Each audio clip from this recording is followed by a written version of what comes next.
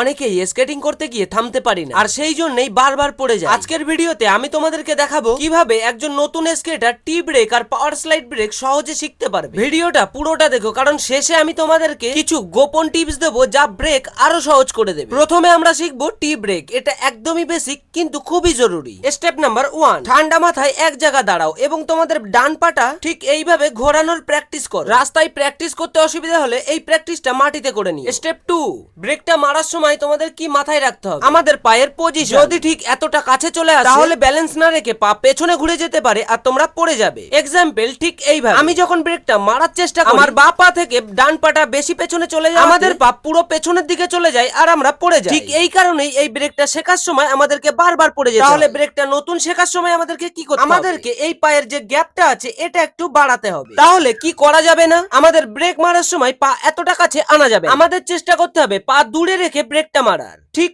এইভাবে আমাদের পা একটু দূরে থাকার কারণে পা পেছনে ঘুরবে না, আমাদের ব্রেকটা সঠিকভাবে লাগবে। তোমরা হয়তো এতক্ষণে বুঝেই গেছো যে পা যদি পেছনে থাকে তাহলে কিন্তু ঠিক এইভাবে পা ঘুরে যায়। তাহলে এবারে যখন তোমরা প্র্যাকটিস করবে কিভাবে করবে, এইভাবে পা একটু ফাঁকা রেখে ব্রেকটা মারবে, তাহলে পেছনে আর পা ঘুরবে না। ঠিক এইভাবে।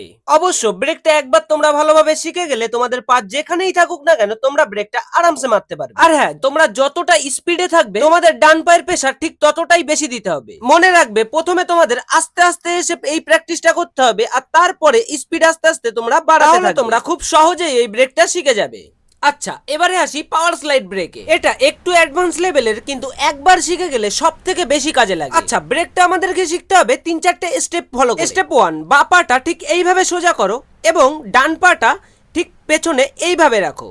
স্টেপ 1 এ বা পাটা ঘোরাও, স্টেপ 2 তে ডান পা পেছনে রাখো। এই প্র্যাকটিসটা ঠিক ততক্ষণ তোমরা করতে থাকবে যতক্ষণ না তোমাদের পা ট্রেনিং হয়ে যাচ্ছে, তোমাদের এটা ব্যালেন্স। অবশ্য প্র্যাকটিসটা যদি তোমাদের রাস্তায় অসুবিধা হয় তোমরা কিন্তু এটা মাটিতে করলে আরো ভালো হবে। তো তোমরা এটা মাটিতে প্র্যাকটিস করে নিতে পারবে। মনে রাখবে যতক্ষণ না তুমি বা পা ঘুরিয়ে ডান পাটা সামনে রাখতে ততক্ষণ তোমার কাছে এটা অনেক বেশি কঠিন মনে হবে। দেখে নাও কিভাবে আমরা আমাদের বা পাটা ঘোরাচ্ছি। ঠিক এইভাবে বা পাটা ঘুরে যাবে আর সামনে ডান পাটা ঠিক এইভাবে চলে আসবে। অবশ্য প্র্যাকটিসটা তোমরা এইভাবেও করতে পারো।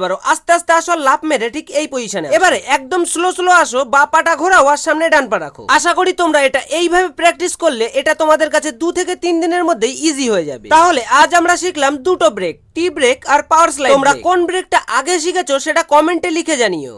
এই ছিল আমাদের skating tips part 2। Tips and ট্রিকের পার্ট 3 বানাবো কি, যেখানে থাকবে তোমরা স্কেটিং এ পেছনের দিকে কিভাবে চালাবে এবং স্পিড কিভাবে বাড়াবে। তো অবশ্যই কমেন্টে জানাতে ভুলো না। ভিডিও কেমন লাগলো সেটাও বলো। চ্যানেলে নতুন হয়ে থাকলে সাবস্ক্রাইব করে দিও। আজকের মতো এটুকুই, দেখা হবে আবার অন্য কোনো ভিডিওর সাথে। ততক্ষণের জন্য টাটা, বাই বাই।